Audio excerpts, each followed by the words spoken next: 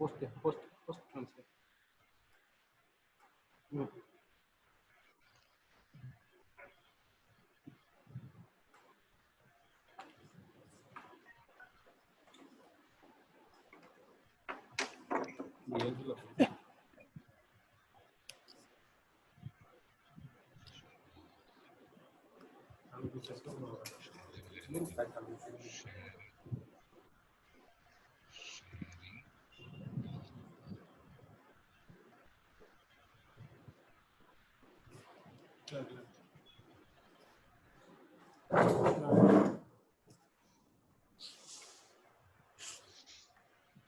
Yeah, good afternoon. Yes, I hope my slide is visible now.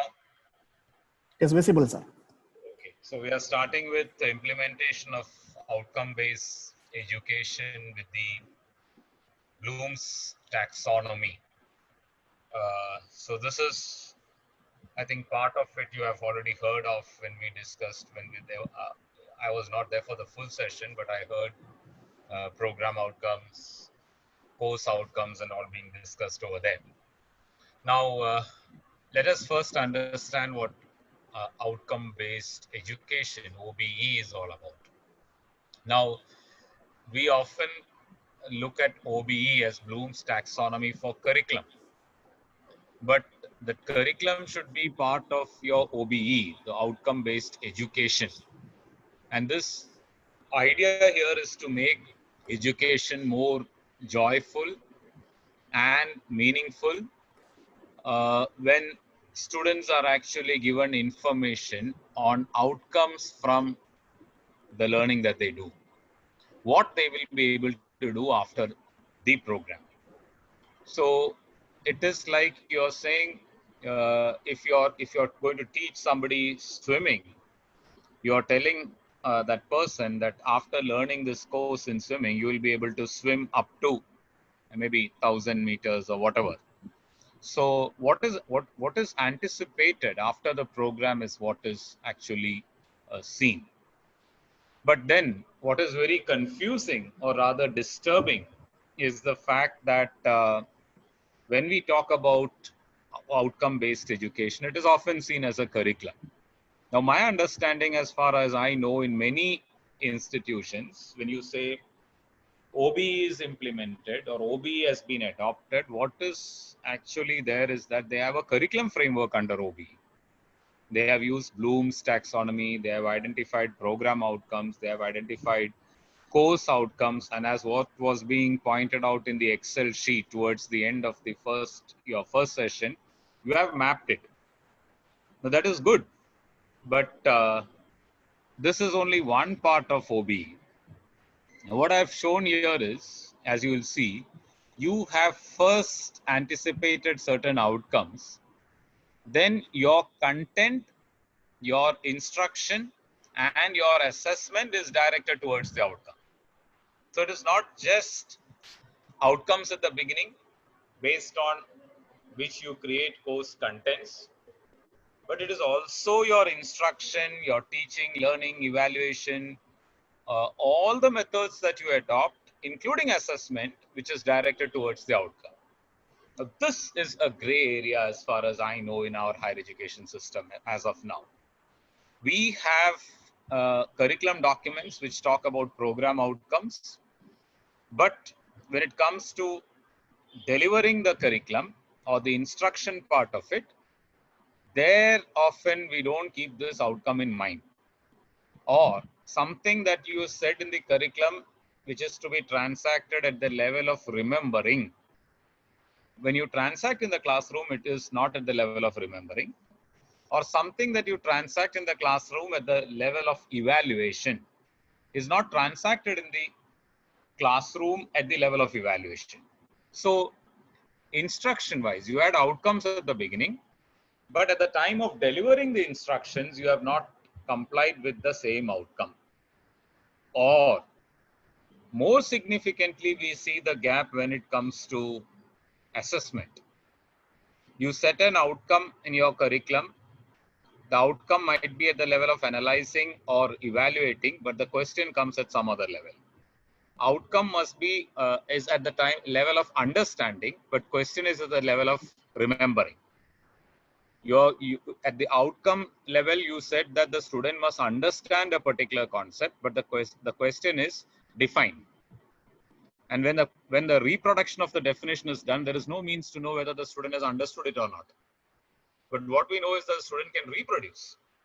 So the key concern here is that if you have, or if at all you are planning to go for your outcome-based education, or if you already have a curriculum framework which is in the outcome-based education format, keep in mind that this must be something which is adopted in your day-to-day teaching learning processes, including case studies, assignments, quizzes, lab experiments, prototyping, modeling, and again in the examination, both your continuous assessment as well as the end semester assessment.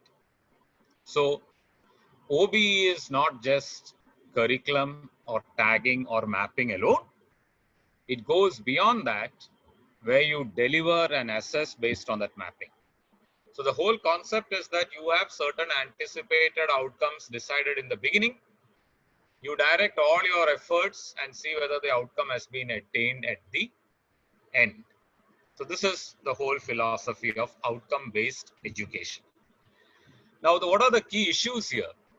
One issue I just mentioned, understanding OBE as a holistic system. Often it is understood as a curriculum system, as a curriculum mapping system. So it is not that. It is also something to do with the teaching, learning, evaluation systems.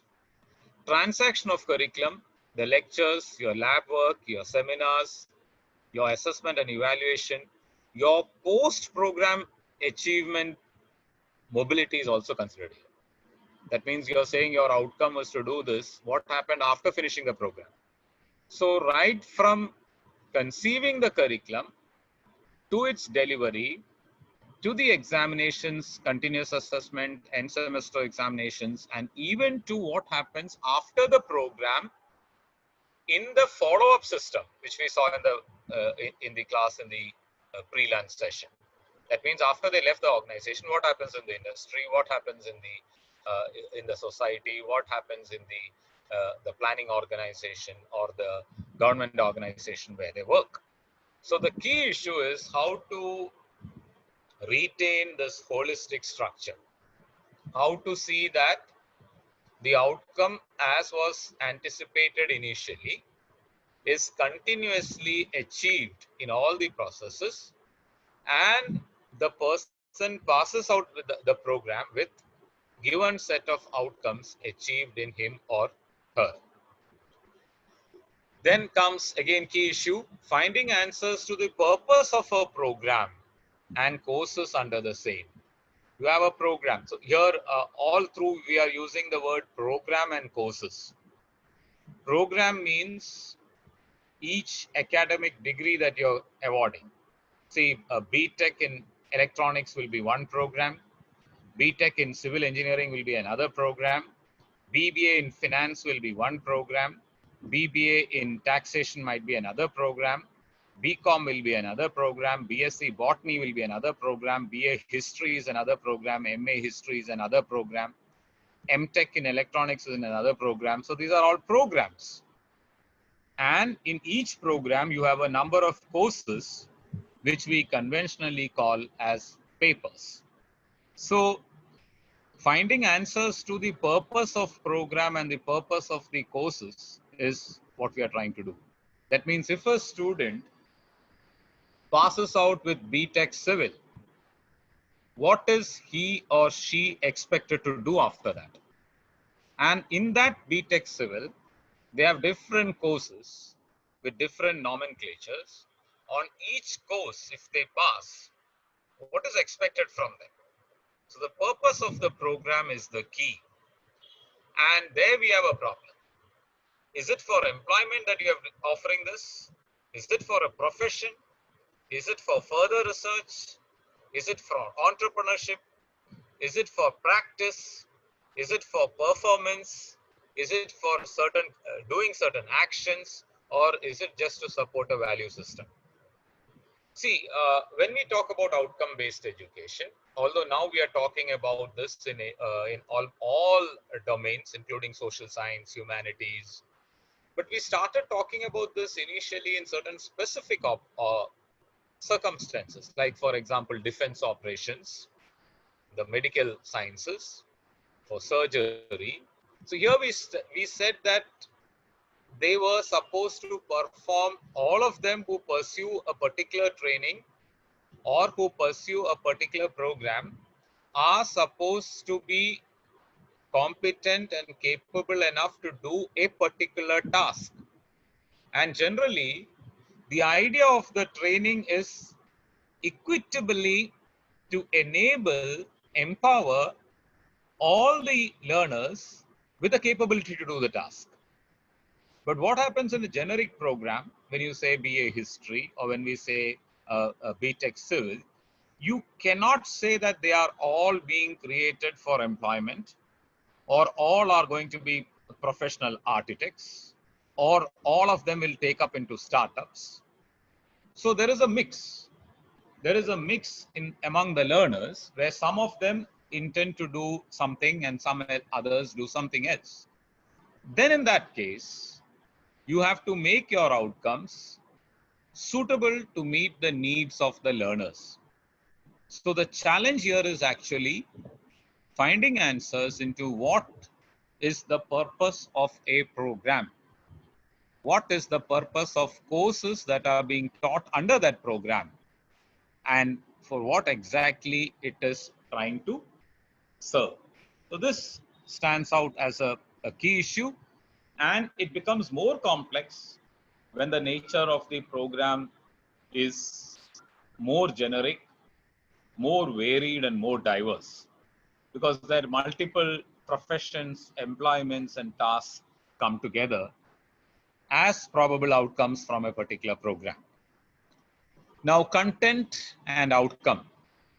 When you talk about the curriculum document, it is a content document, and it addresses what am I learning. The what is addressed over there. You're learning computer programs, you're learning Indian history, you're learning under that certain concepts. So what am I learning under that? This is what the content addresses. But the outcome addresses, why am I learning? Why? So what and why? What is the content and why is the purpose behind it? And in fact, in life and in all the interventions that we do in the teaching, learning, training programs, there is always a what and a why, including now what we're doing. Now, what am I transacting? I'm transacting objective-based, outcome-based education, OBE, outcome-based education. What? I'm transacting OBE in the Bloom's taxonomy. That is what. But the question still remains, why? Am I transacting this for you to implement it in a given context? Or am I transacting this just to meet a statutory or a mandatory training need? So if I'm doing this for you just to remember that there is a concept called OBE, which was developed by Benjamin Bloom around 60, 70 years back, and you need to remember that, then my purpose will be, my teaching will be in a particular way. If I want you to understand this, it will have a slightly variant form. If I want you to apply this, it will go still hands-on. And if I want you to evaluate and further use it in your life, it has to have a different form. So why am I learning is something which is more important, and the why makes the what more robust and meaningful. Now, when I am a learner, if I know why am I learning this, then that answer to why am I learning is what gives more life, meaning, and substance to the content. But obviously, or generally, what happens is the learners are not quite sure why are they learning this. Or after learning this, what are they supposed to do? beyond their examination. They know that they'll be taking an examination, and they know that there will be some continuous assessment. Beyond that, what is the purpose is often not clear. So the outcome tries to address that. Make it clear to them what is expected from them after finishing a particular program and after finishing the courses which stand under that particular program. Now, okay, objective versus outcome. Even if you look at the Bloom's taxonomy, it came, although you say Benjamin Bloom was the man, an educational psychologist, was the man behind this in 1956. But if you look at its historical evolution, it came out as a result of a series of conferences on the taxonomy of educational objectives. So there the word used was objective. Then subsequently, it got changed into outcome. And when you say the objective is this, it means the end, what you expect after that. Outcome is also talking about what you expect at the end. But the difference is this: when you're saying outcome, you're making it more finite, you're making it more specific, you're making it more measurable. It is very clear in absolute terms. It is action-based and activity-based. Just some examples. Suppose I'm saying we need wide roads for vehicles to ply. This could be an objective. But when you say wide roads for vehicles to ply, you have not specified the width, you have not specified the number of lanes, you have not said whether service roads are required, you just said wide roads. Wide roads can mean something to somebody and something else to somebody else. So when you say 6-lane roads with service road, the measurement for each lane is this much, and it has to have a median with these dimensions. Now I made the objective into a outcome. Again, when I'm saying I need a beautiful house to live in, this will be the objective of my building a house. But this is again not saying what you mean by a beautiful house. When I'm saying what I mean by a beautiful house is a house with 3,000 square feet with 4 bedrooms, this elevation, this design and structure. Now I have given meaning, life to it in quantifiable terms. Now what I want is an outcome. So it is more finite, it is measurable, it is action based. You have to build it with these diameters, these parameters, this width, these specifications. So it's action based, activity based. This is what we are trying to talk about in terms of outcome. Earlier, when we were talking about education, we used to say they should be value based, they should have good personality, generic things, which was not very specific. What do you mean by personality? What do you mean by value based? And we used to teach different concepts and used to say students should know various concepts, students should be able to use what knowledge, how to use, where to use, and how to give application to it. That is what we are trying to talk about when we use the word outcome. Today, it's not just in your undergraduate and postgraduate levels that you use outcome. We use outcomes even in research. The term used is research outcomes. You have created new knowledge, and what do you think will happen with this new knowledge? Where will it find application and how will it move is what is talked about. So this is precisely the concept of outcomes, quite distinct from the concept of objects. So they are generally used interchangeably. They can have a common meaning, but only thing is outcome is more finite, more measurable, and more concrete. And we are trying to look at outcomes from the graduate program. You want them to get employment, where, what should they do? You want them enter into a profession, which profession, what are they expected to do? You want them to take up entrepreneurship, what kind of entrepreneurship with what traits, what should they do? So when that is done, it is quite clear what they should understand, what they should apply, what they should evaluate, what they should analyze, and so on and so forth. Now, OBE features decisions about the curriculum and the instructions are driven by exit learning outcomes. That means what do you want to happen after having finished your learning process, learning outcomes, and what should happen at the end. You create conditions that enable students to achieve outcomes. So you are creating conditions and an environment where it is easy for students to achieve outcomes. Priority here is for ends. What you want students to do at the end. What should they accomplish? What are the results you are expecting from them? What are the learnings you anticipate from them? What are the purposes for which this education is given? So these are the features. It talks about ends, accomplishments, results, learnings, purposes.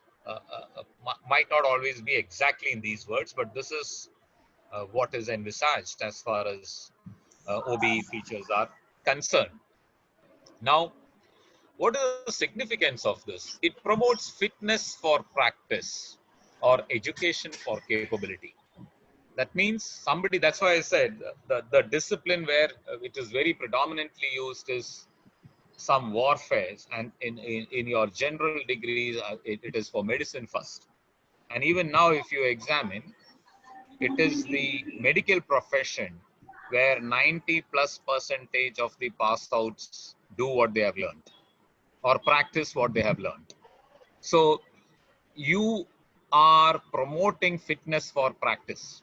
This is a big issue which we now face, where different agencies, NASCOM and other agencies, All India Management Association, they are all saying that the graduates you have created are not fit to practice what they are meant for. So that means they do not have the outcomes. So the significance of OB is that it promotes fitness for practice. It gives education for capability. If you're giving education, the purpose is to empower, capacitate, make men capable of doing certain things. It is a discussion-based approach for the institutions to develop their own ways of building systems. Clarity on what education aims to achieve. It gives focus for teaching, learning, integration of curriculum. This is very important. What do you mean by integration of curriculum? Experts in education will tell you that curriculum need to be horizontally as well as vertically integrated. What do you mean by vertical integration? Vertical integration is the integration from top to the bottom, where the different courses which go together in a trimester or in a semester must be linked. What do you mean by horizontal integration? Horizontal integration means the courses which should follow in a horizontal line, first semester, second semester, third semester, or first trimester, second trimester, third trimester, has to have an integration. That means it's not that any course can fit in everywhere. Some courses can be taught only after certain preliminary courses are done, and some courses can be taken together. So that how these things are blended together, that is why we call it a taxonomy, an arrangement, a structural relationship between the courses is what happens in the integration of curriculum. There must be some accountability. That means OBE says you have trained your graduates to perform certain tasks, to ensure that certain outcomes come from them.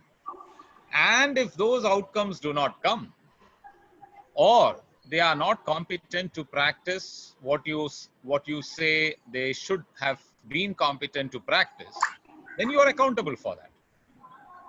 OBE makes the institution and the teachers accountable if the learners cannot accomplish the anticipated outcomes.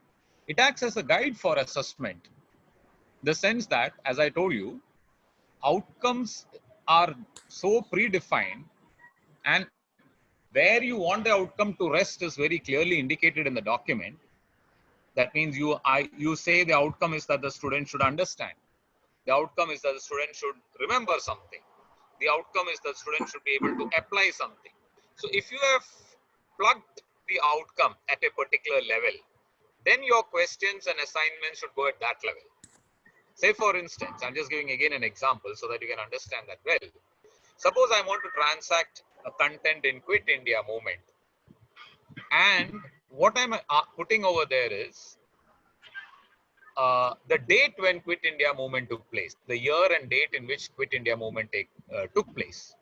So now I am anchoring on remembering. What I want the student to know is just the date in which the year in which Quit India movement took place. So I have anchored this on remembering. Now this should act as my assessment part also. The question should come at the level of remembering. Now, what do you think has actually led to the Quit India movement? If you want this to happen, then that is at the level of understanding. Then the question should also be at the level of understanding. So also if you're moving further into cognitive level, from cognitive level to metacognitive level, that means what is the lesson that you have learned and how you can apply that in your life. If that is what is your intention, then accordingly you must put the outcome. Based on that outcome, your assessment should take place. So it acts as a guide to assessment. How to assess? Should we assess at the level of creation, evaluation, judgment, or remembering or understanding? So guide for assessment. It is purposive learning. So the learner knows why is he learning. Because after I finish my learning, I will be able to do this. So the key advantages or the key factors which make OBE significant is that it supports teaching and learning with an objective and with an outcome in mind. It is based on an integrated curriculum. It promotes accountability because the person who is delivering the curriculum knows why is he teaching. And if the outcome is not there in the learner, he'll be accountable for that. It acts as a guide for assessment because your assessment is based on the outcome that has been prefixed. And it is Excuse me, sir. Yeah. Can I Yeah. interrupt, sir? Sir, Yeah. actually, what is the integration of curriculum? Yeah. It's an interdisciplinary approach, or so you said No. Interdisciplinary approach can happen if you want to create an outcome which has an interdisciplinary anchor. What is said here is within the discipline, suppose you're having a BA program or a BTech program. In semester 1, you have semester 1, your BTech program in civil engineering has a program outcome. And for achieving that, there are say 4 or 5 courses in semester 1. When you say that these courses should go in semester 1, these should be courses which are linked and can be taken up in 1. And it should have a lead into 2, 3, 4. That is what we are saying, horizontal integration. It should be something which gives the basic inputs to the add-ons which come in 2, 3, 4. And it should be something which can go together in one semester. And backward also, it might be drawing its inputs from some basic papers in the +1, +2 in terms of mathematics, in terms of physics. So it's integrated. That means when I'm teaching something today, I'm saying that this content that I'm teaching today draws from these contents in the past. And you will learn more about this in the future. So horizontal integration. And along with this, you're learning these things together in the semester. That is vertical integration. So there's a connection. Now, what you said in terms of transdisciplinarity might happen when maybe a course in engineering has got a content in languages, or a course in engineering has got something to do with your soft skill element. But then that is also that soft skill that you're putting in engineering should have some linkage with that engineering part. Otherwise, the question will come, why should you learn that over there if it is not linked? Similarly, if you're saying English language along with civil engineering, then you should be able to justify why English is important for civil engineering. If yes, it can move. That means outcome based, there must be some linkage into the courses which go together in a semester and courses that follow one after the other over a line of semesters. I hope I have made it clear. Thank you, sir. Okay. Can I proceed? Thank you, sir. Okay. Yeah. So this is what is happening over here. This is what happens in outcome-based education. Now, what is this trying to address? Now, this is very, very specifically for those who are in engineering and those who are in many of the different disciplines. Today, we talk about disruptiveness in disciplines or disruptiveness of some education domains. And this has already been indexed. The World Economic Forum agencies have indexed this. And you'll see some disciplines turning out to be far more disruptive than certain other disciplines. And what do you mean by that and how it happens? Say, for example, some disciplines like in accounting, say, for instance, it shows a very high degree of disruptiveness. One of the least disruptive disciplines given is that of what we call your dentistry and all, stands at a very low level of disruptiveness. Now, what do you mean by disruptiveness? Something that we put as a content in the curriculum and something that we are teaching turns out to be disruptive because of the reason that its futuristic implications are not fully taken into account. Anything that you teach has got something which is anchored in the past and something that is related to the future. The past will be perhaps its evolution, the concept, the definition, the principles. How are you going to use this in the future? That means its interpretation, its inferences, its analytics. That is its futuristic application. Well, if you're not looking at this futuristic application, or if that futuristic application is just driven by technology where human interventions are not required, then that discipline turns out to be highly disruptive.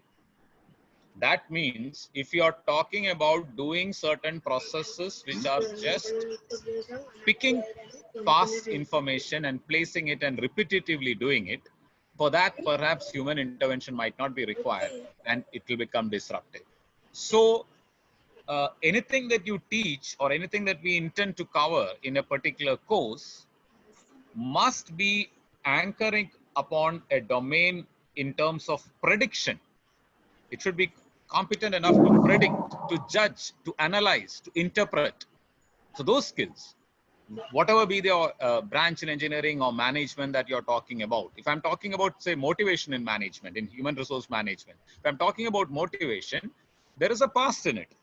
Okay, it started with Maslow's need hierarchy, you have Herzberg's two-factor theory, you have McGregor's theory, all fine.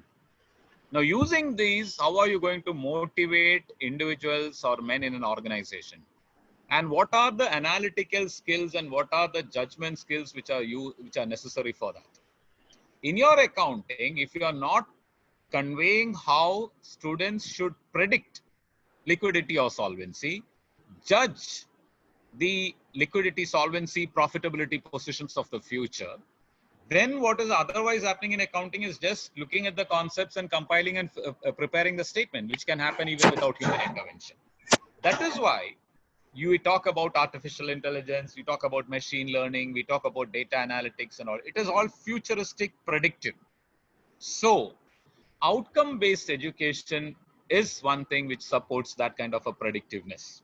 If you have designed your outcomes in such a way that it is going to support predictiveness, it's going to support judgment, it is going to support analytics, then the discipline will not be that disruptive. Otherwise, it is just you're talking about certain things which I remember, I'll reproduce, I'll write, and that's it. I'm always in a cognitive domain. I don't move into the next domain. So this is the significance of OBE. Now, before we proceed into the methodology, let me talk about the other side, because you need to know the other side, why some people criticize this. And there are some people in certain disciplines who are very strongly against OBE. And why they criticize this, they are saying that this is against education. One reason, one thing that they're trying to point out is that education is not generally meant for any specific task. But we are not talking about school education. We are talking about higher education. Education is not just meant to do a task. Perhaps training is meant to do a task. So you train a plumber, you train a fitter, you train an electrician. They have to do a particular task. A higher education institution is not always a polytechnic or an ITI institution. where tasks are hardcore tasks are taught. So they are under the belief, the critics are under the belief, I'm just saying the other side of the story. They are under the belief that if you create specific outcomes from what the course is meant for, then it is like you teach, as I said, swimming, you teach swimming and you say the person should swim. You are saying aircraft flying and you make a pilot. And you are saying he should fly a flight or an aeroplane.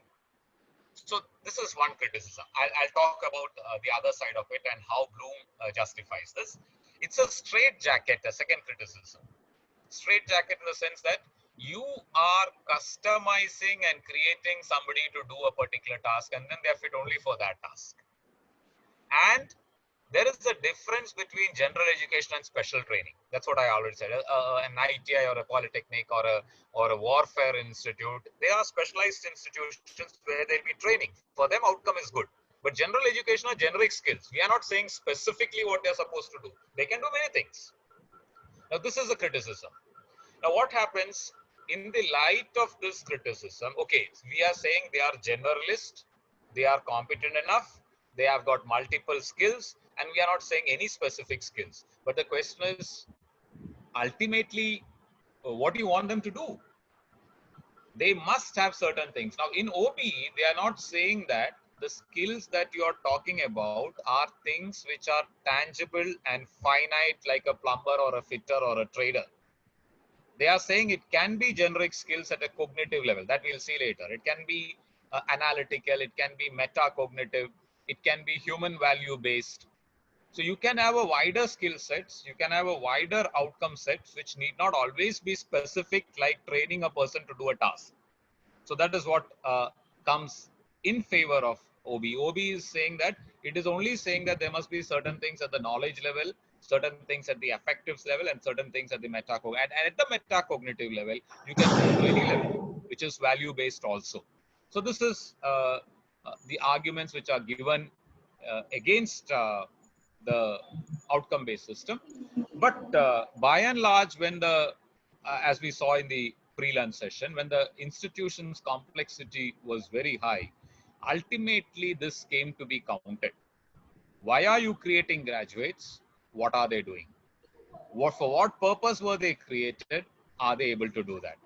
If they were for general purpose, what are the general purposes? So perhaps in an institution that, as I said, in an institution which is not just focusing on one task, multiple tasks can be integrated into the system. And that is how OBE has to be seen. So otherwise, if you look at a specialized institution and a general institution could have multiple tasks and it could have multiple outcomes which are kept together.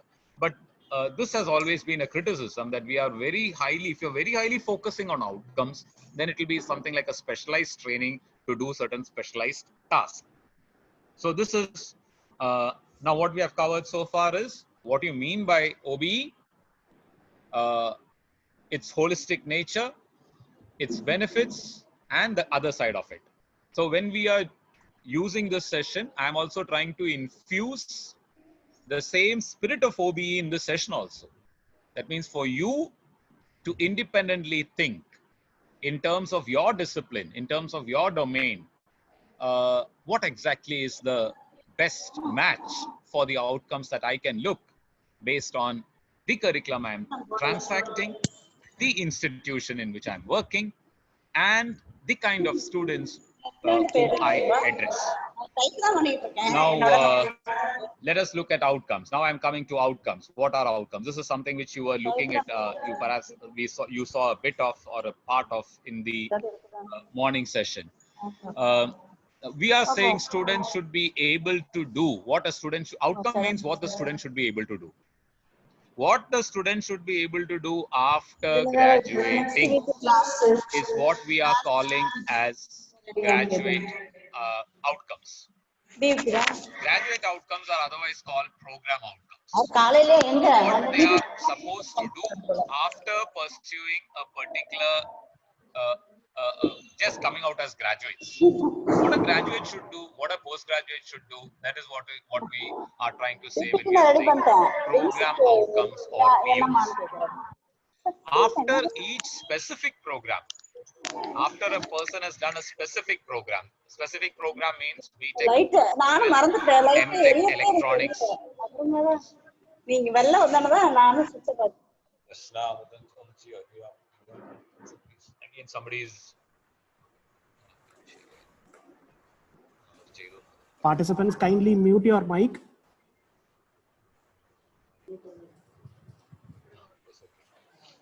I think we'll continue. Yeah. Yes, sir. So after doing a particular program, be it BTech Civil or MTech Civil or Electrical or BA History or MA, what you want a person to do, that is called program specific outcome. Then after a particular course in a program, say in BSc Chemistry, there is polymer chemistry. So what you want a student to do after that polymer chemistry, that's called course outcome.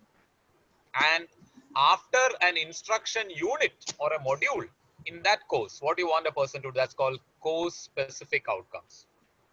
Now in all institutions, perhaps all these levels of outcomes are not there, but at least PSO and CO should be there. We need to have POs, PSOs, COs. The lowest level is CSO, course specific outcome. From a module in a course, what you expect. From a course, what you expect, CO. From a program like BA or MA or history or MSc or MSc physics, what you expect, that is called PSO. And what you expect from a graduate is called POs. So what you expect from all graduates is common. That will be, obviously, if you look at the structure, you will find at the top, if you have your POs, they will be very generic. What do you expect from a graduate? There are maybe 16, 17 graduate programs in an institution, or 20, 25 graduate programs in an institution. What do you expect from a graduate? That graduate can be in any discipline. That is what we mean by graduate attributes. It's called graduate attributes. You can only talk about certain generic skills. Graduates should be able to comprehend socially relevant things. So it'll be a bit generic. But when you say program, what do you want from MA history, then that is becoming a bit more specific. In history, what you want a person to know from a course in Indian history, that will become more specific. And what you want to know from a module in Indian history, say Indian freedom movement, that is course specific outcome. That becomes very, very specific. So this is predetermined, and it is not that it cannot be reviewed. It can be reviewed, it can be redefined, it can be reworked on. And you talk about the ability, the skills and attitude to carry out that identified action in order to reach that particular goal. This is what we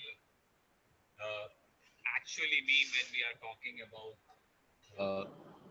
the education outcomes. So the levels are like this. We need to fix it up at that particular level. Now, program outcomes, there are statements that are designed that graduates should be able to do. We call it graduate attributes. Program specific outcomes, statements that are describing what a graduate in a specific program should be able to do. And course outcome, what students should be able to do at the end of a particular course. So you should decide what should come, because I saw towards the last part of a morning session that somebody was asking, should we have course outcome first or program specific outcome first or program outcome first? So I want you to apply your mind onto that, because there are difference of views on this. But my feel is that unless you have it on the top, you cannot decide what you want underneath.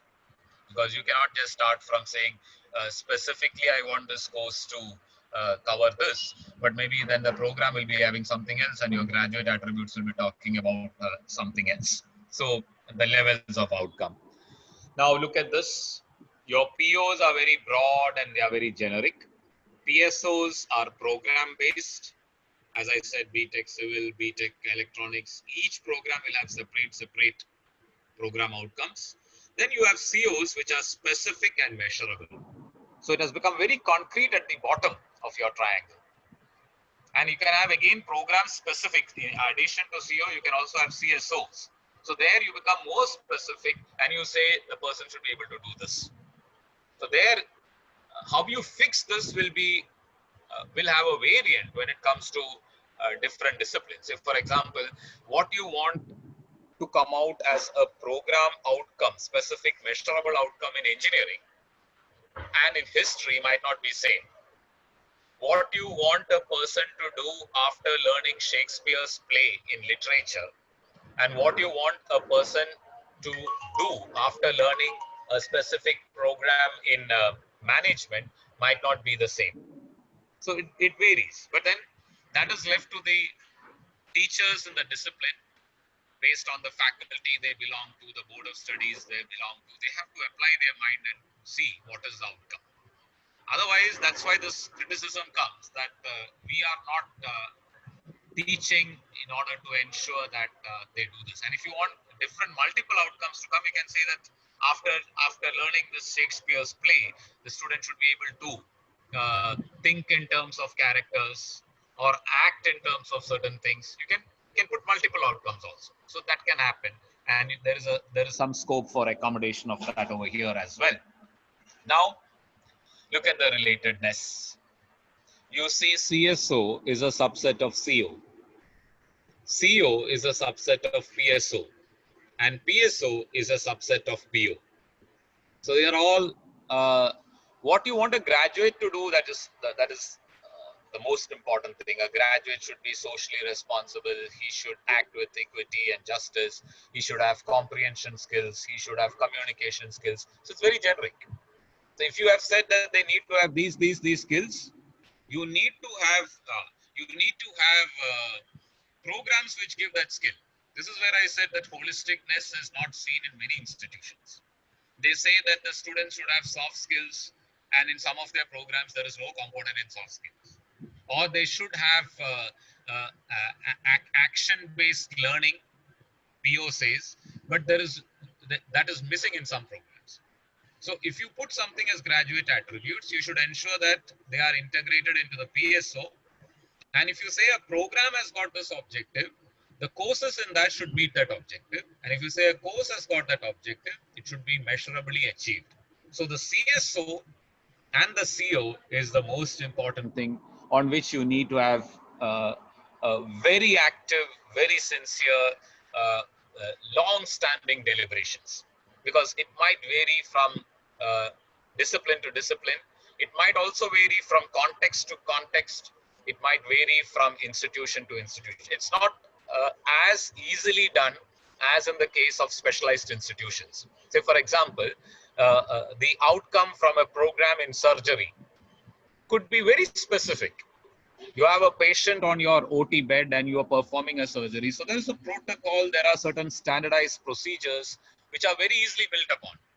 But when you say a person learning Malayalam literature, you cannot put the same levels of outcome at the same kind of levels at which you plan it. So also when you're talking about management, be it human resource management, suppose I'm talking about management by objectives. Now, why are we teaching management by objectives? In that it can vary, it can have 2 or 3 dimensional objectives. It is not as easily fixed as you're saying that a person who's doing a pilot training course is going to fly a plane. Now there is only one specific action or a set of actions which are guided at flying an aeroplane. So CSOs and COs will depend largely on the kind of discipline that you are in and the purpose under which you are trying to transact that. That is why it comes for criticism. And that is why there is a set of people who believe that in general higher education, it is very difficult to say that I am doing this for this. But what UGC and policy making bodies are saying, yes, true, it cannot be highly specific, but even when it cannot be highly specific, you can perhaps move to levels where you must give them with a certain set of skill sets which can be generally applied or which can be customized and gainfully used in different contexts. So this is the whole paradigm that we need to understand how one comes under the other. Now I'm just giving some examples because I believe this is more in kind of a workshop mode. So some examples, some points for you to ponder over, which perhaps will give you some light. Now look at some graduate attributes that we are talking about here. Continuous striving for excellence. So this is more like an objective because it's a PO. It's just what a graduate should do. It's not saying what a BTech in engineering, what a BTech in electronics or civil or a BBA or a BCom student should do. All graduates should be able to do this. Continuous strive for excellence. So it's not measurable. It's not very finite. Lifelong learning. Lifelong learning can be in different facets, in different dimensions in engineering, in human sciences, in social sciences, natural sciences, biological sciences. Balance between rights and responsibilities. This can also come in different disciplines in different ways. Ability to understand, ability to analyze, fostering national development. So something which we are talking about, looking at the development of the nation, contributing to global competencies, creating entrepreneurial traits. And just some examples. So here I said, when we are trying to create graduates, these graduates should be competent to do, by and large, many of these things. And you can see, you can make this, you want to curtail this, or you are saying that, no, we are not looking into excellence. We are only looking into continuous learning. So you can cut that off. So where you want this to be, that means we are saying that when we have a person who has graduated from our institute, that graduate will be competent to do these things. These are what we actually call the graduate attributes. Now, PSO, I'm coming to some disciplines so that you can know that better. I'm giving when I'm saying PO, it is not meant for any specific course or a specific program. It is meant for all graduates. But when I'm saying PSO, I cannot spell out PSO unless I specify the course for which it is meant. So I'm giving a PSO for a BCom program. I'm saying PSO 1, the first PSO, is to draw up a financial statement. Now, because it's a PSO, it's not a course outcome. I didn't say which financial statement, but you must have the capability to draw up financial statement. PSO 2, understand the functioning of business organizations like company partnership. Then 3, analyze cost and financial statement. So these 3 things must happen when a person does a BCom program. He must be able to analyze financial statements. He must be able to understand the functioning of business organizations like companies and partnership, and he must be able to draw a financial statement. If you want, you can have more number of PSOs here because it's only program. It's not coming to a particular course. So a program might have 15 to 20 courses. So all that is done on the 20 courses are captured in terms of PSOs. Now let us see what happens here. This is a CO, which comes under the PSO, course outcome. And now when I'm saying course outcome, I must choose a course. Just like when I said program specific outcome, I'm choosing a program. When I'm saying course outcome, I have to choose a particular course. So I have chosen the course under the BCom program, which is accounting. Now look at this CO1, the first outcome. Draw up profit and loss account and balance sheet. See, earlier in the PSO, it was financial statement. Now I have named the financial statement which they should be able to draw. So when they finish accounting, I can make sure that this person knows how to prepare a profit and loss account and balance sheet because that is CO1. CO2, analyze. Analyze what? Profit and loss account and balance sheet. Then CO3, judge profitability and liquidity. CO4, interpret financial ratios. It can go up to a maximum of 5 or 6. You have understanding functions performed by a company. So these are the 5 things which a person should do when you finish a course in accounting. Now, this is something which has to evolve with considerable amount of deliberations, lot of efforts in trying to see what you want a person to do after finishing a particular course. So curriculum, revision, delivery, assessment is all based on this. That means my questions in this particular course should relate only to drawing financial statements, judging profitability and liquidity. For that, what questions are required, what assignments are required, what lab cases are required, only those I should give. And in one place I said understanding, so it should be in tune with understanding. If you're saying remembering, it should be in tune with remembering.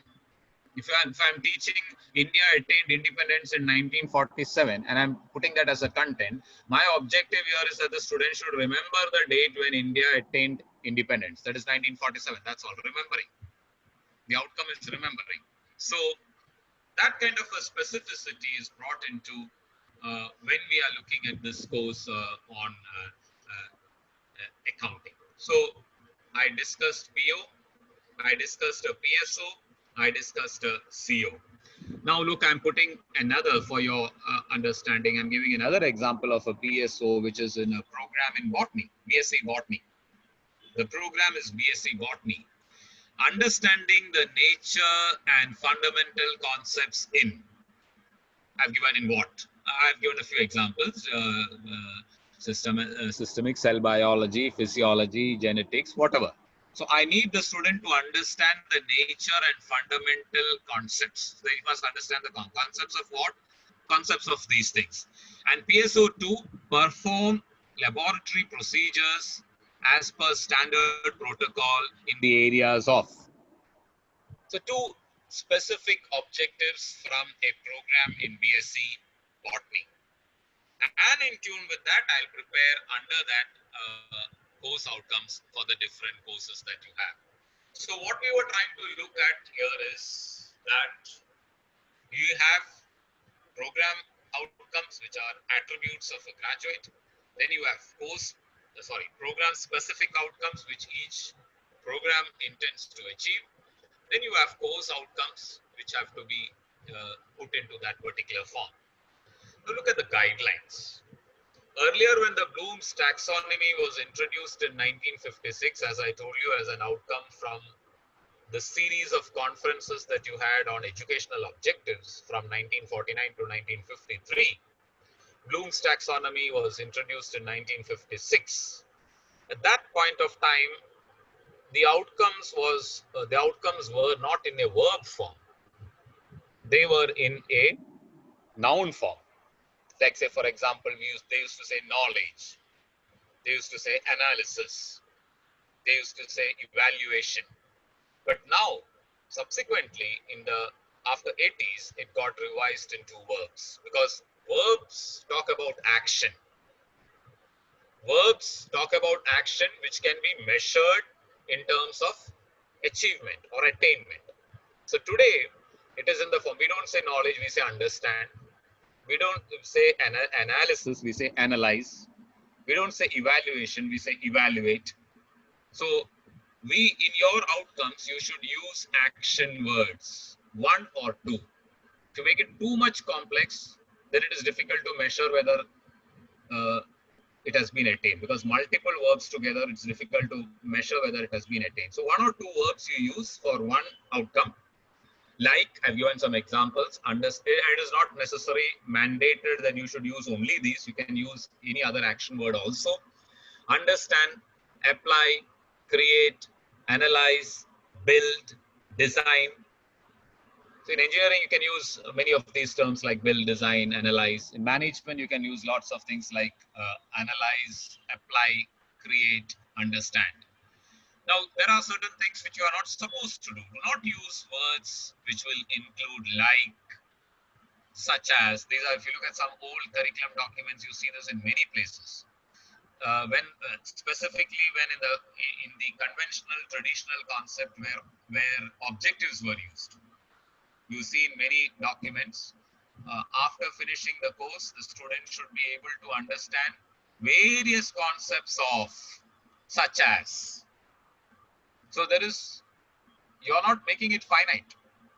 So don't say like, don't say such as, should know concepts like, should build designs like, should be able to illustrate factors like, should be able to illustrate factor, you must say which factor. To understand concept, you say which concept. Don't say concepts such as, or various concepts, or different concepts. So this is something which gives us some room to disguise ourselves under things which we have perhaps not achieved. And never use the word etc.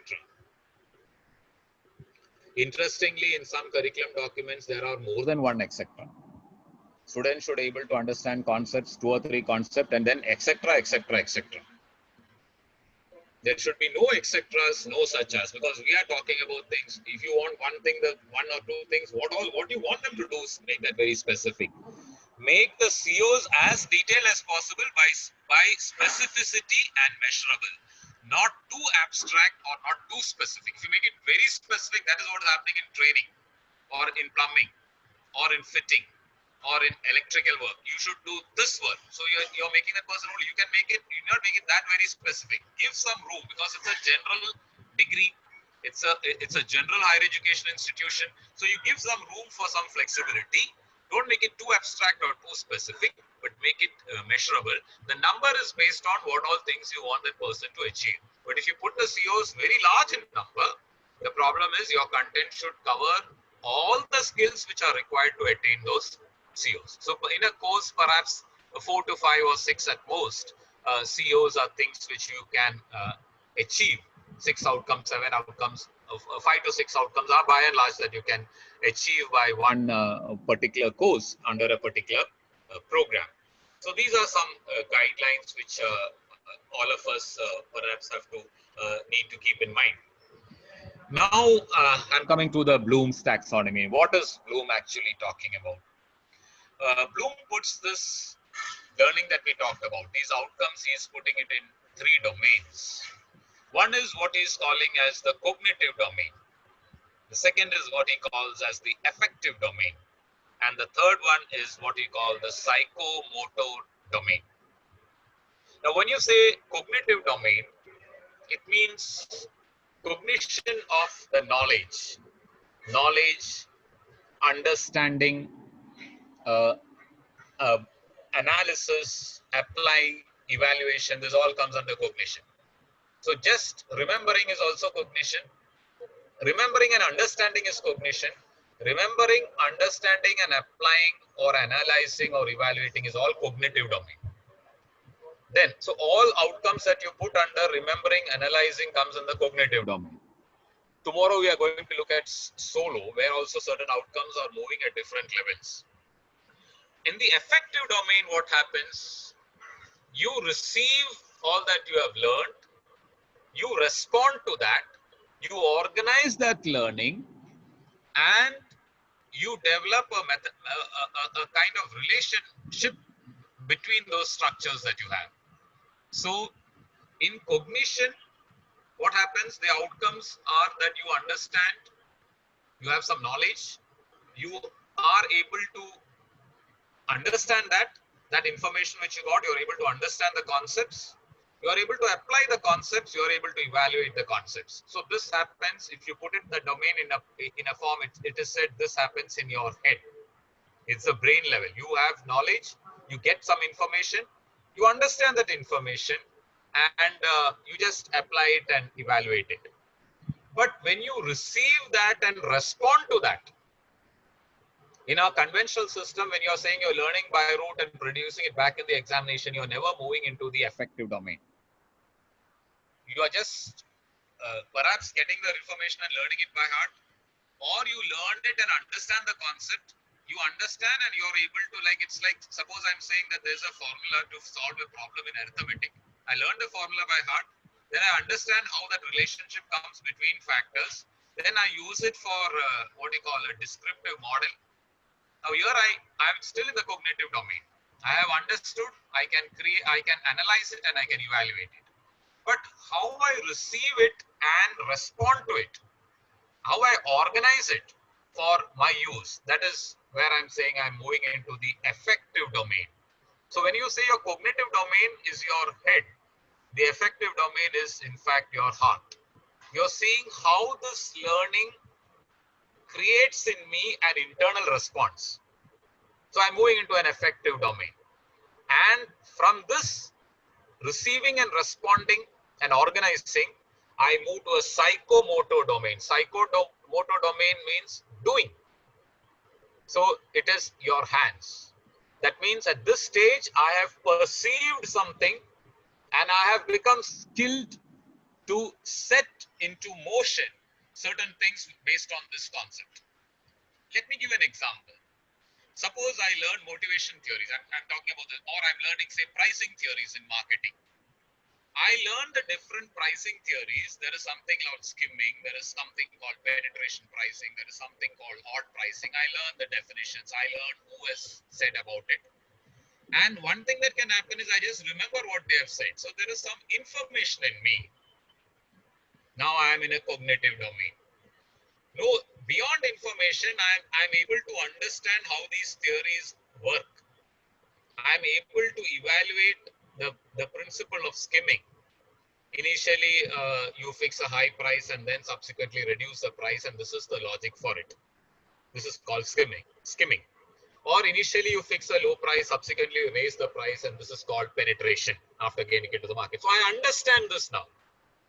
And I'm able to evaluate why this is done under certain cases. Even now, I am in a cognitive domain. This is brain level. Now, affective domain means I receive this and I try to relate this to my surrounding. I try to organize this in terms of events that is happening, and I'm trying to use it in different contexts. Now I'm moving to the affective domain. I'm using what I have understood the way I believe it can be put into context or contextualized.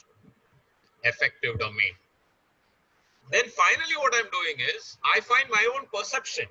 Okay, that skimming is something which works in certain markets. It does not work in certain, which is my perception. My perception, my mechanisms, and I set to put this into my own action. I'm not going to use skimming for this. I'm going to use only this. So also in, say, motivation, I know that need hierarchy. I know that physiological needs are at the bottom. Then you have your safety needs and it goes up to self-actualization. I know what Maslow said. I know what McGregor said. I understand that. And I know how to evaluate how this is working. I know the process. I'm in the cognitive domain, brain.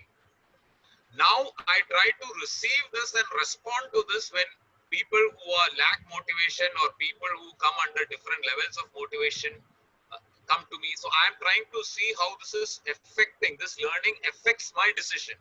I'm moving into an affective domain, your heart.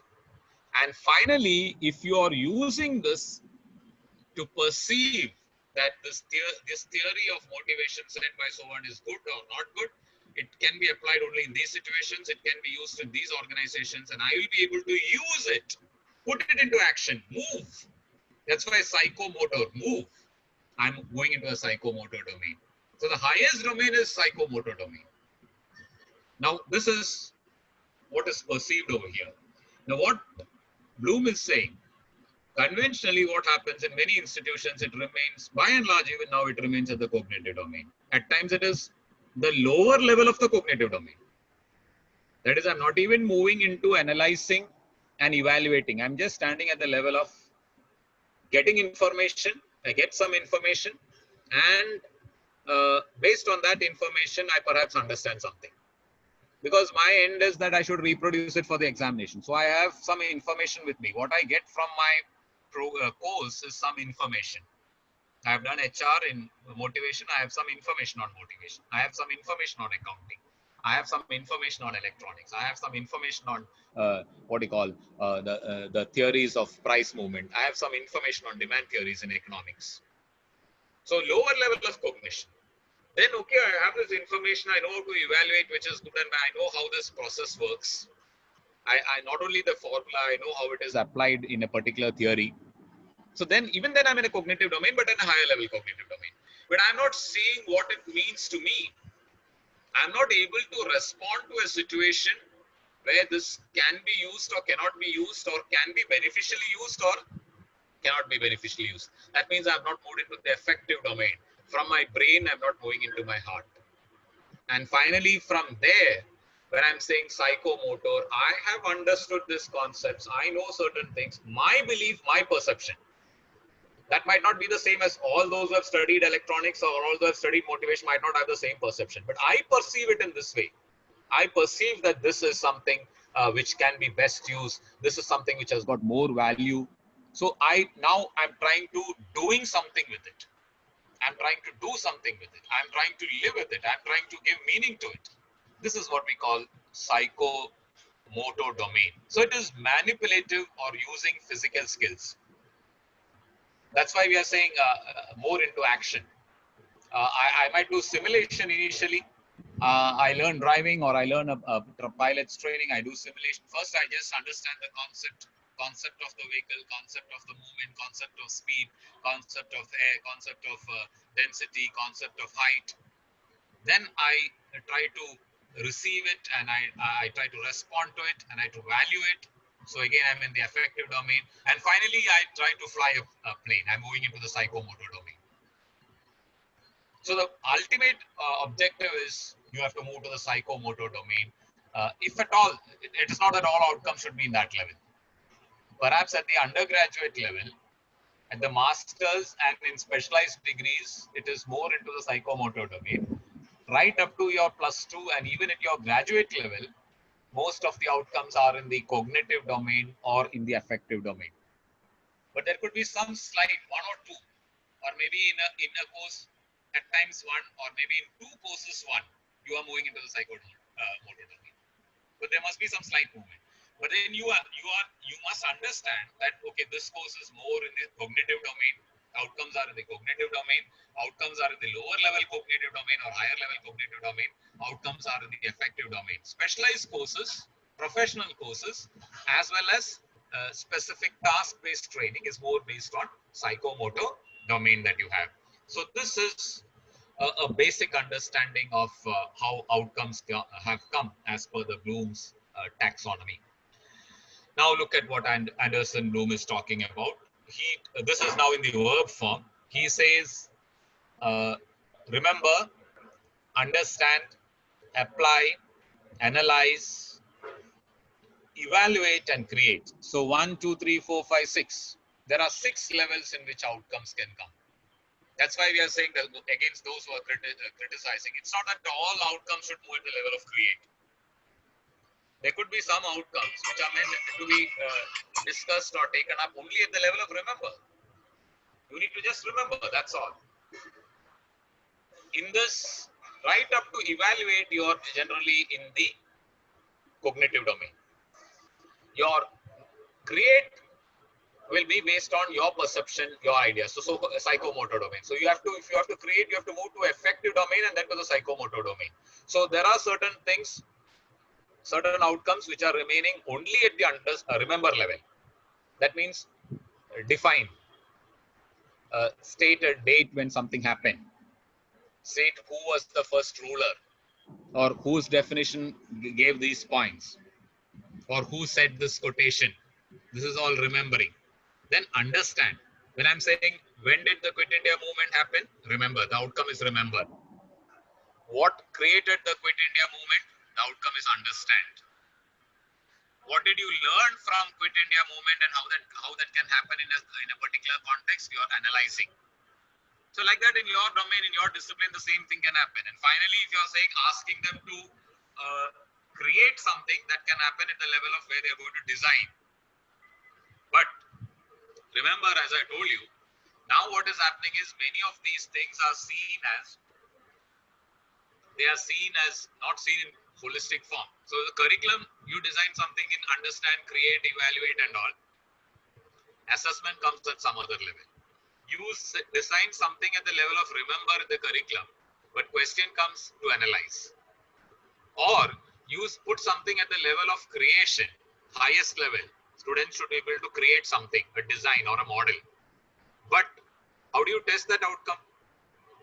If the assessment is only in the form of an examination, in the examination what they'll be having is paper and pen, in which they cannot create. If it is a drawing, perhaps they can draw. But if it is something which has to be created in a structured form using materials, you cannot test that in an outcome. You can test that in an outcome in a lab. So if you're putting something at the level of create, remember the assessment can happen in a lab. So how are you going to assess? How are you going to evaluate? How are you going to transact? All these things must be kept in mind when you put the Bloom's taxonomy at each level. So these are the words that we are using. All these are action words. Remember, earlier in place of remember, there was knowledge. In place of understanding, there was comprehension. There was application, there was analysis, and there was evaluation. And the highest form they used at that point of time was synthesis. And from that, now they came into create. So it is not always necessary that everything should move into create, but what you want the person to do, accordingly, you must put the outcomes. If you want the person to actually do something like flying, something like swimming, something like stitching, all these are practical, down to earth tasks. They have to move into that. Then you have to put outcomes in the psychomotor domain. They have to move into that action using what they have learned. In certain cases, no, they need to just remember, or they need to just understand, or they need to just evaluate, or they just need to apply this to a hypothetical case. So what is anticipated and why that is anticipated, based on the purpose of the course, you will have to decide that.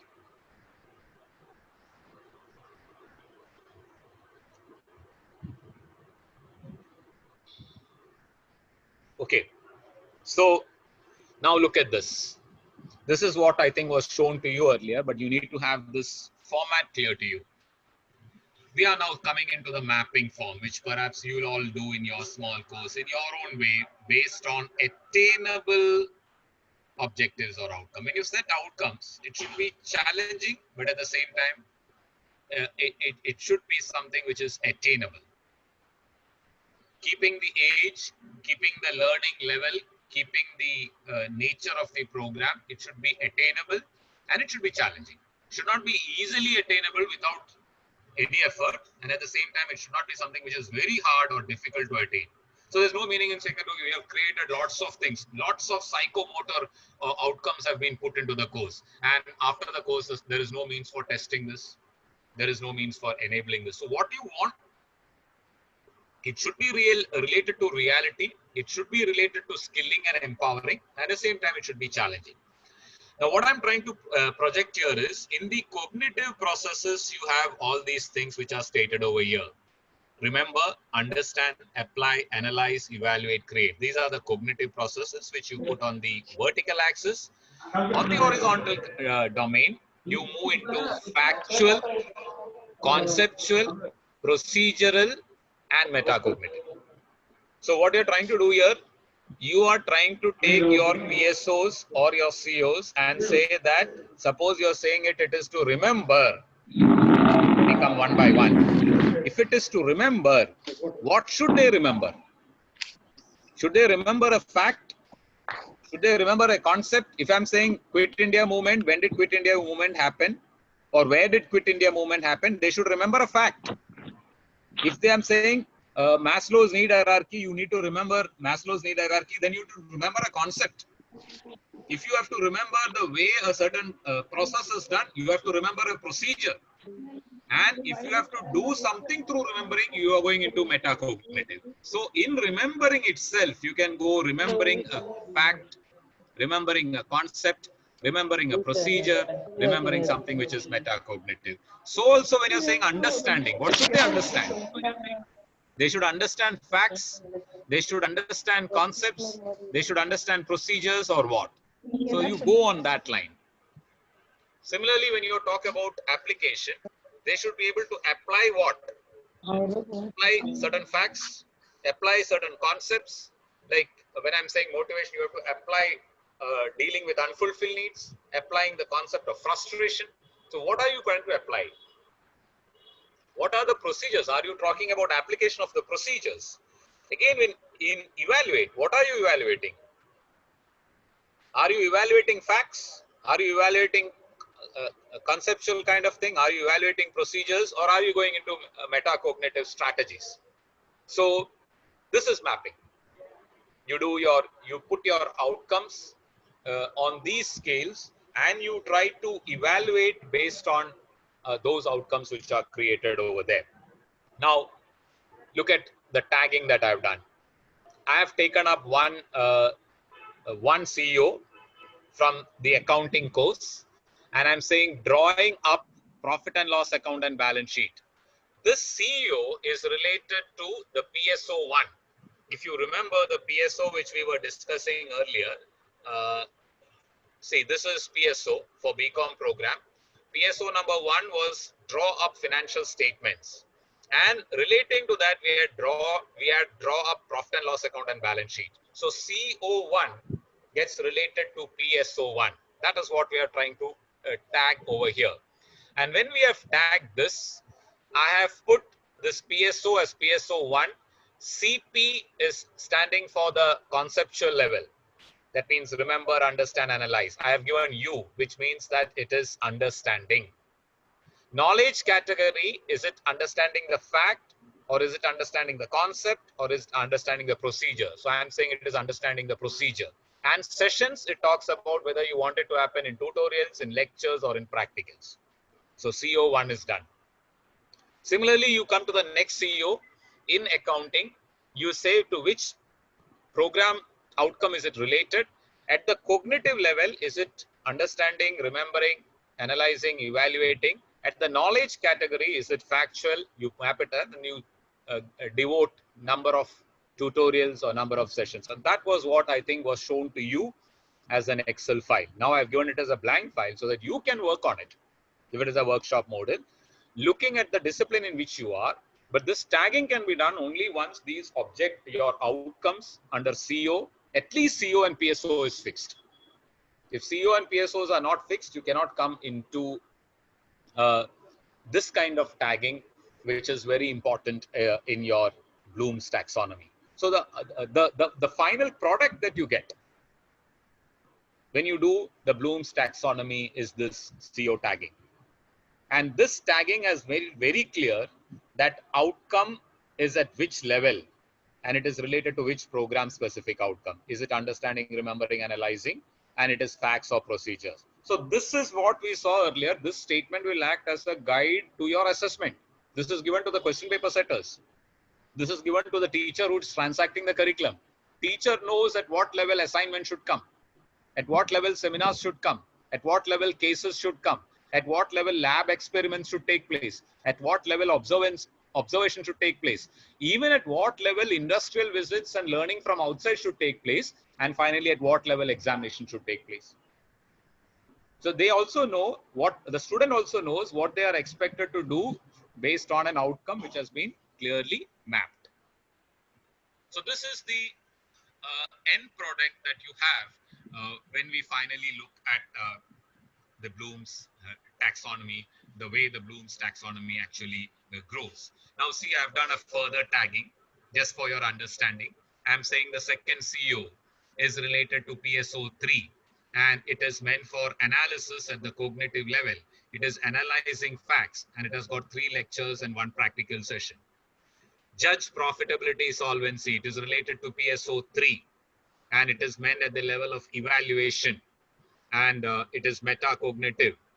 Again, the next one, this is just an example. It interpreting financial ratio. It is related to PSO3. It is based on application, applying. Procedures, what you have to know is procedures. And it has got this many lecture hours and practicals. The last one is related to PSO2.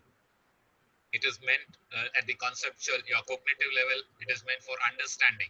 You have to understand over there. And it is understanding facts. And this is the time budget that you have for it. What is given in this last was the weekly distribution. Normally credit goes in terms of the number of lecture hours and practical hours you have in a week. 2 lecture hours, 2 practical hours means 4 credits. 4 lecture hours means 4 credit. So credits are also based on that. This is the CO tagging that we can have for a particular course. Now, so this is by and large the understanding of the process that has to go in the Bloom's taxonomy. What are the challenges that we face? You and me, we are all facing in higher education institutions. What could be the challenges? What are the anticipated challenges in getting this? One is you have decided on outcomes at the beginning. You have the tagged outcomes with you, course outcomes and the program outcomes.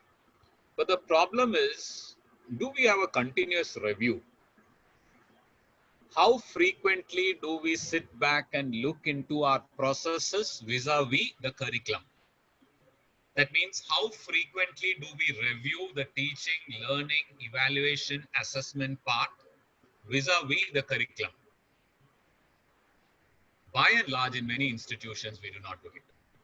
But in all highly rated, well-developed, institutions which have proper systems in place, at least once in a month, there is a workshop based or a focus group discussion based exercise where the document which I showed you earlier in terms of the tagged outcomes at the cognitive level and at the knowledge level is viewed in terms of the processes which goes on in the institution, the teaching, learning, what percentage of students can attain it, whether it is attainable, whether it is challenging, what are the problems in terms of assessment, what are the problems in terms of evaluation, whether something should move from understanding to evaluation or should it be application to evaluation.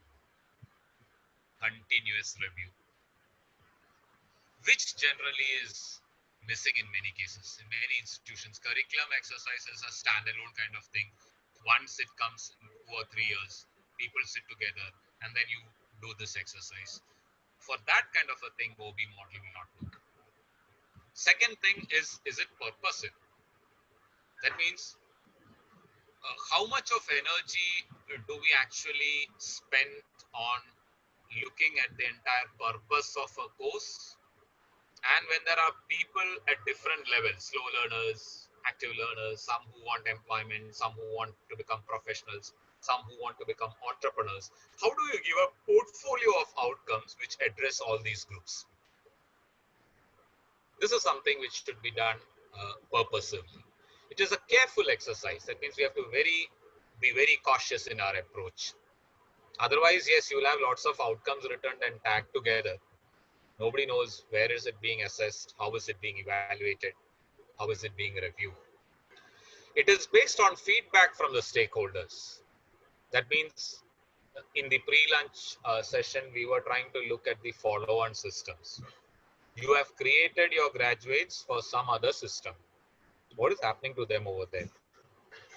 You will have to hear from the employers, from the industrialist, from the professional bodies, from the research institutions, from the entrepreneurial development programmers on where they find your graduates to be a fit or where they find them to be a misfit. So when that is clear, that will be something which will help you to relook and rework on your outcomes. And whether another key challenge, or which I would consider as one of the most important challenges, is the segmented delivery that we have, or the segmented conception that we have. Now we think of outcome-based education for the curriculum alone. At that point of time, we don't think of delivery. We don't think of continuous assessment. We don't think of examination. So examination is one watertight compartment. Assessment is another compartment. Teaching in the classroom is another compartment. Lab experiments is another compartment. These all need to be integrated. That's what I said earlier. You conceive something as an outcome at one level. At the assessment, it is not taken at that level. You said something has to be evaluated, but in your assignments and seminars, it is not being evaluated. It is not taken at the level of evaluation. So it is taken at the level of information. So segmented delivery or segmented dealing is yet another problem which actually affects the working of your system in this particular form. So these are some of these challenges. That means your it is not like stuffing your curriculum with content. You were saying that, okay, we want all great institutions have got 6 modules with each module having this contents. All these concepts are talked about. All these concepts are discussed. So we also have that concepts. Now we have to look at what is the environment in which they operate. What are the outcomes which they want? Where do their people work? What is the kind of applications that they find? So we have to look at the conditions under which we operate, and we, without what you call dilution in standards, instead of saying that overhead contents have been dropped in large number, we have to look at more of how it is becoming more purposive in its approach. So it is a holistic approach. It is a well thought out approach. It is a systematized plan of action which must guide thinking as well as doing. And all these people who are involved, right from those who are in the current system to those who are in the follow-up system, and to some extent those who are in the preceding systems also, like what has happened in the schools, also have to be considered while actually fixing the outcomes that have to come under your OBE method. So that's what I wanted to cover in this presentation. So I'm just concluding and now open for discussion, both on the basis of your on the basis of the systems approach, which is so much important in OBE, as well as following an outcome-based approach, which simply talks about deciding what you want your learners to do, deciding before they join, not after they join. Before the learners have come, you decide what you want the learners to do after a program. And if this is what they should do after a program, what are the courses which should come under them, and what should they be able to do after a particular course in a program. Then you tag them, you talk about actions, you talk about finite, measurable deadlines or ends that you have, and you go transacting that, and you see that what you have created as an outcome has the quality to deliver what you have said in the document that they will deliver. This is the what you call the prime objective of outcome-based education as put forward by Bloom's taxonomy. The major shift is its movement into the the verb form, where actions and measurables and specifics are very important, in order to avoid taking shelter under saying that several concepts, many concepts, and you don't know which concept or which of those things have been actually dealt with. So thank you so much. And now, as we did earlier, maybe if you have something to share, we can discuss that.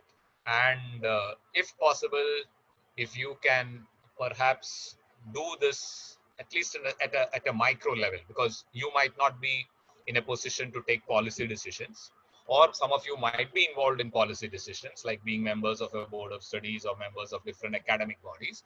But if you try this as an exercise, you will come to know that yes, when I closely start involving, there is some and substance into which I can look at certain things on which I can work, and certain things where you can look for betterment in higher education. So thank you so much. Now I'm open to questions. Participants, if you have any questions, you can ask the questions directly to sir, or otherwise, you can post all your queries in the chat box so that I can read through the questions. It need not also be questions. It can also be your suggestions, your constructive criticism. You feel that it is good, you feel that it is bad, it is possible, impossible, whatever is your thought, you can also share your thoughts rather than just suggestions. Sir, actually, one participant has already posted a question. Dr. Himachalapadi has posted a question. He wants a clarification between the difference that exists between objectives and outcomes. Okay. What is it? Yeah. I think I've mentioned that earlier. There are different ways of looking at it. As I said, even Bloom's taxonomy, we are discussing now the Bloom's taxonomy. Initially, it came from the series of conferences on educational objectives. So at that point of time, also the word that was used was objective. In fact, you can have objectives which are very firm, measurable, and concrete and finite and focused. But objectives are giving you some space for making it a bit generic also. That's what I said. I gave you the example of having wide, beautiful roads. The objective of this particular construction is to have wide roads, to have beautiful buildings. So what is wide, what is beautiful? It can mean different things to different people. A beautiful house to live in. I'm constructing this house because I want a beautiful house to live in. But when I specify the dimensions, it is more measurable and it is outcome. But just because you have specified the dimensions, you cannot say that you cannot call it an objective. You can still call it an objective. But objectives which have got very finite measurable dimensions are more called in higher education as outcomes. So that is a basic difference. It's not that these terms are not used interchangeably. They are used interchangeably. They were initially put in the documents interchangeably. But today they are saying that when you are saying objective, there is some space for or some possibility for making it a bit abstract or descriptive. That should be plugged. And you are saying that what you want that person to do, say it. That's why we are saying don't say various concepts. Students should be able to understand various concepts or do different methods, understand several procedures. So here you are making it very wide and descriptive. So you make it what they want. In that case, accountability is lost. If the student does not know one concept, I'll say I didn't say the outcome is to know that concept. I said several concepts. So maybe some concepts are known, some concepts are not known. But if you say to know 1, 2, 3 concept, then you are accountable if the student does not know that concept. So this is primarily the difference between the two. Okay. Sir, the second question is there any deliberate reason for excluding PO in CO tagging? Could you please brief on that? This question was raised by Ariana Agamke. Okay. In the case of tagging, as you have seen, PO does not stand for any specific program. It is a generic descriptive form of what you want your graduates or what you want your postgraduates to do across all lines. So they are not associated with specific skills, whereas outcomes that you're talking about are related to specific skills. Those specific skills can contribute to the generic. So suppose I'm saying lifelong learning. How do you measure lifelong learning? It is measured in different forms and different outcomes in different disciplines. So there must be something for continuity which goes into lifelong learning. How it happens? It happens through CSOs and PSOs. So what can be tagged is only specific PSOs and CSOs. Lifelong learning is not talked about in terms of history or in terms of civil engineering or in terms of management. It's only said in a generic form for all graduates. So program outcomes are only talking, the graduate attributes are only talking about certain generic elements which must be present across all disciplines. Therefore, there is no tagging. When you're saying it is measurable in terms of PSO and CSO, they are having a direct interrelatedness because it's related to a specific program. That is why the boards of study works on PSO and CSO, whereas the vision mission group will work on the POs, which are generic in nature. Yeah, any other question? Sir, one more question from Mr. Amardeep Kurukwar. His question is all about, sir, could you please answer apply means students will reply on how to apply or actually they will demonstrate? Pardon, how to apply or? How to apply mean students will reply on how to apply or actually they will demonstrate.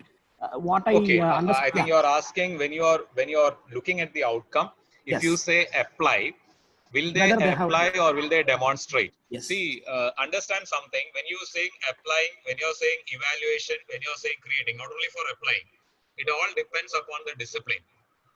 Now, what happens in music? Suppose you're saying create a raga. Can somebody do that through an examination? I don't know. It has to be done through a practical session. So also that's what I said in engineering, when you're saying something create, it has to be done by using certain elements, using certain materials you have to do. But suppose you're saying create a work of art, a drawing. It can be done using paper and your canvas and paint and brush or whatever. Same when I'm saying apply. When you're saying apply a motivational model for the case given below in management. I'm giving a case of a company where employees are frustrated. I'm saying apply a model. So the student can think which is the suitable model and say that how that can be used for answering the questions there. So application is possible. Application is an outcome which can be tested even in an examination. You can ask the student also orally through a quiz and give him a case and say, based on this case, you apply one of the theories of pricing and say how this will be solved. So now you are seeking application. So application need not be hardcore application in a live situation alone. In IIMs, yes, they do it in a live situation. They give live projects and all. But application can happen based on cases. Application can happen by observing also. You observe something for 10 minutes and what you see which of the techniques that you know you can apply there. So it can happen through seeing. So when you say application, it can go at that level. But that is how, when you're in an effective domain, that application is based on the how you have received the response. But when you're in a cognitive domain, it is just you're testing how that person applies what that person has got as information. So it can be different disciplines, it can be different domains, it will vary from the nature that they use. What kind of application you're looking for a character in a play, how a character in a play does something, that is quite different from what kind of application that you're using for photosynthesis in a plant. So it's all different ways of testing it, some of which can be tested by cases, some of which can be tested by doing. So it is based on that. So it can happen in any context. So many of it application side can be looked into even through questions. It need not always be by live demonstration.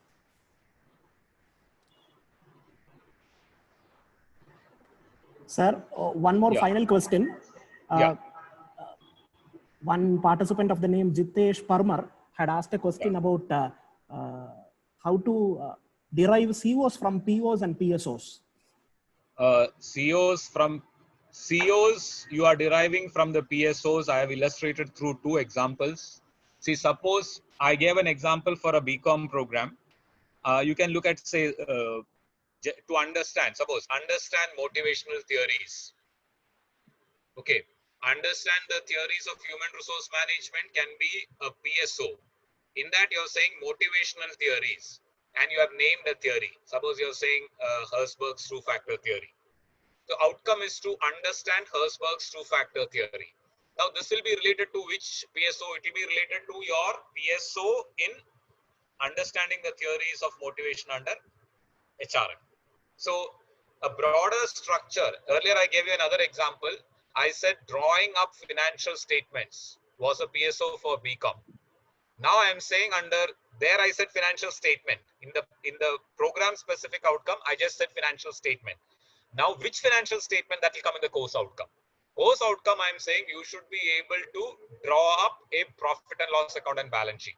So, CO gets related to the PSO. Again, I'm saying interpreting financial ratios, giving the name of the ratio, interpreting liquidity using this ratio. So, the student should be able to interpret liquidity. This will be a CO. Now, understanding profitability or understanding liquidity will be a PSO. So if there is something in the PSO, that has to be made more specified and more concrete in the CO. If you want the person to do something in a PSO, how that person is going to do that, through what measures, is what is said in the CO.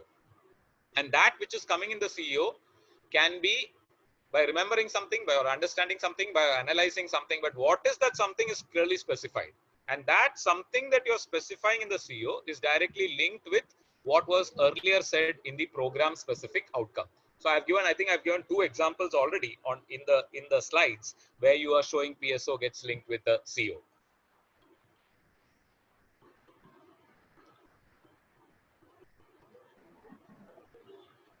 Yeah, any more questions? Audience, if you have any more questions, you can ask your questions. Sir, Yeah. so I'm Shyam. I'm currently doing a PhD at the Institute of Management in Kerala, Trivandrum. Yeah. My question is, sir, you said that the faculty members should be able to internalize the objectives. They should percolate down and and they should actually reflect that in their teaching, and they should be accountable also.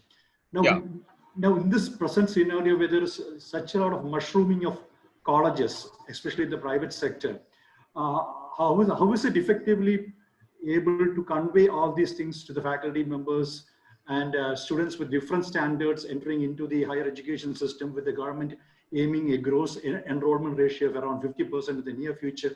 How do you think we will be able to effectively deliver on these things to the faculty members? Earlier I was talking about, when we discussed in the pre-lunch session, I was talking about the reason why we are asking for systems, and I was also comparing with the curriculum system, Nalanda, Takshashila and all, where nobody used to even talk about the curriculum. Now we are talking about curriculum. Under curriculum, we are talking about PSO, then we are talking about CO, and then we are talking about outcome which should be achieved. You are talking about tagging, and then you are giving it to the instructional design. You are integrating all this into the design. Earlier, none of these things were done. You are just entrusting a learner to a tutor and telling him that you bring him up in a holistic form. Teach him whatever you believe is good for him, make him fit for the world, and just leave him. That's all. Now, that was a time when the numbers were very low and the attention that the tutor or mentor could give to the ward was very significant. Now, as you rightly said, when the numbers are very high, that is what is forcing us to go into, see, even when you're talking about NBA, when you're talking about NAC, all these accreditation, when did they all come up? They were not there in our system even 20, 30 years back. NAC itself is around 20, 25, 28 years old. It was not there.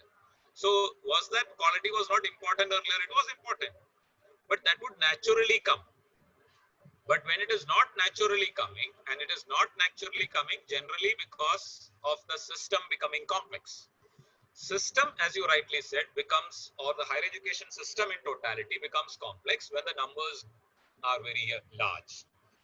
When the numbers are very large, I think that is the time when outcome-based education becomes more important. Now, because when this is not there, you look at your ward very closely.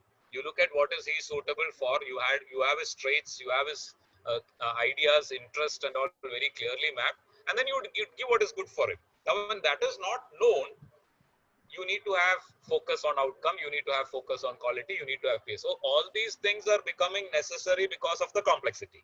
Number one. Second, what do you do about it when you have large number of students, large number of institutions, teachers coming and going? And you want the gross enrollment ratio to increase? You're saying critical mass or students should further increase. Is it possible? Yes, there is difficulty in it, but think of an alternative. Suppose this is not there. What will happen? It will be still diluted. So to reduce the degree of dilution, and is it possible to internalize? Yes. Why are we making whole thing complex by talking about big things as objectives? Why don't we talk about specific small things and keep the content in tune with that, and then say that, okay, if we have created an engineer who can do these 5, 6 things, and then do it on that line. Today, we are saying the system is very complex. It's very difficult to manage. Numbers are very large. But if you look at the way it is operating, we are glorifying it with overdose of content and overdose of objectives, which are not always clear. So we are not trying to increase the complexity through OBE. Rather, we are trying to simplify it. But only thing is, the simplified version should come on what you want your people to do. This OBE system talks about not having all institutions alike. But unfortunately, we are in the NP, National Education Policy, they are talking about that. But we are talking about a system where all engineering graduates are in the same form. This system says that maybe one engineering college or a few engineering college can have one set of outcomes based on their input and the kind of thing that they have. Another set of engineering college based on their, like what IITs have, all engineering colleges need not do. And like what IIMs have, all management institutions need not do. You can have it. That is why we are saying you have the freedom in terms of infusing the flexibility into your outcomes. But unfortunately, what we are doing, we are saying that all great institutions have all these content, so we also have that content. All of them are talking about these outcomes, so we are also having their outcome. But we are not looking at the conditions under which they operate, the input that they get, and the employability of those people. So there is some room for adjustment. There is some scope for fixing it, even when the complexity is high. So what we should try and do through OBE is not to make it more complex, but to simplify it. And that simplification is possible if you understand the mass that we have and give them a meaningful purpose with the right outcomes that you're anticipating from them. See, let me give you a very example. In many examinations that we have today, even when you're testing memory, we are not saying remember, we are saying apply and evaluate and all. So there are certain things which should be applied. There we are keeping quiet, and where they have to remember, we are saying applying.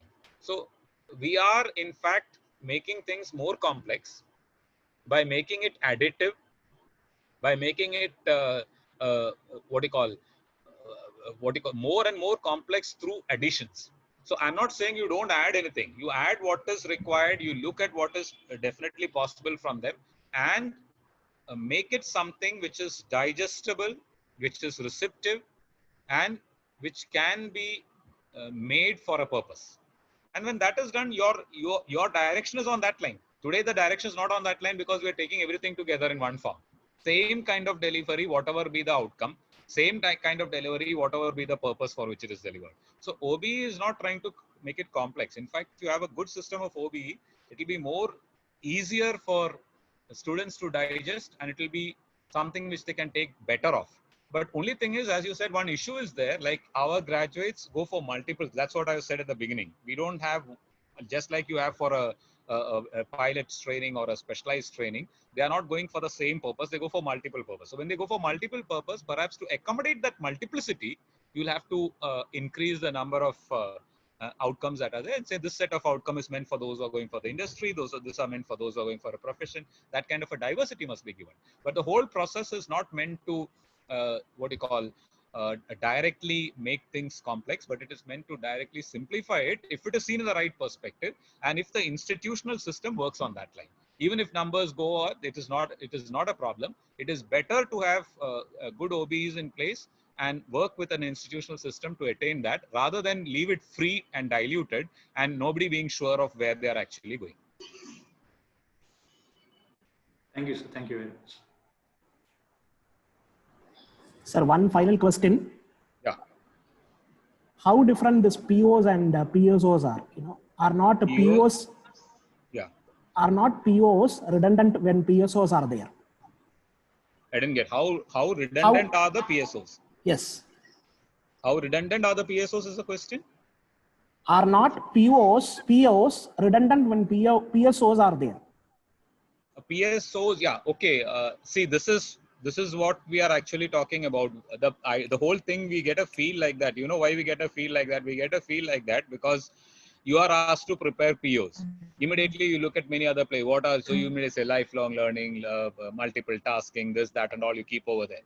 And then you just go on and write your PSOs. Anything that you write under PSO, you can say that it will fit into this. Because everything is meant for lifelong learning. Everything is multitasking. Everything is cognitive. Everything is comprehension. Everything is soft skill based. Because in everything there is some communication. So I can say it in that form. Now the idea here is, let us anchor upon, which we are not doing. See, this is not the problem with the system. This is the problem with how we are considering. Let us anchor upon certain specific things in which we are good. Say, for example, one institution says, we are focusing more on lifelong learning. Or another institution says, we are focusing on multiple tasking. Or we are focusing on the soft skills. So there could be certain generic elements over which you say that you give a dominant place. We give a dominant place for that. And then based on that, you have your piece. So we can't say that something is redundant. Definitely tagging an action is based on PSO and CSO. But if you have your vision and mission, if you see what is the purpose of mission and vision talks about something which makes an institution distinct. So that distinctiveness comes in terms of what you're saying your graduates will possess. But that might not have a direct reflection upon PSO and CSO because that is more action based. PSO is for one program, CO is for one course in that program, and course and the program are directly related. That kind of a relatedness might not come between all the programs and an institution. But all the programs and an institution can collectively stand for a value system. So then we can't say it is redundant, it is definitely important, but its measurable form will come between PSOs and COs. Thank you, sir, for the answer. So, we have come to the end of the first day's FDP. Good evening, everyone. It was an enlightening session which had taught all of us about the basics of OBE, holistic nature of OBE, and the benefits of OBE. The session was also an eye-opener for us to understand the levels of outcomes and the basic guidelines of developing different levels of outcome. It is indeed a pleasure listening to you for the whole session, sir, in spite of being a post-lunch session. Thank you very much for delivering such an inspirational session in the post-lunch session, sir. Looking forward to listen to you to know more about Solo Thank you. Thank you. Thank We'll you, meet sir. Thank you. tomorrow. Thank you. Thank you, everyone, for joining us today. We will meet tomorrow by sharp 9 a.m. Thank you all.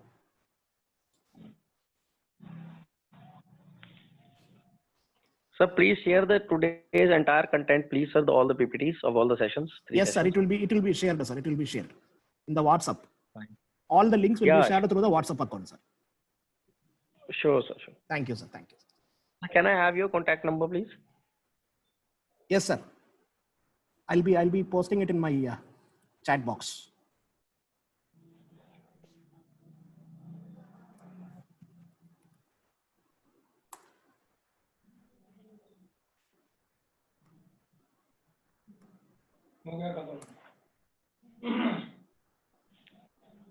Thank you, sir.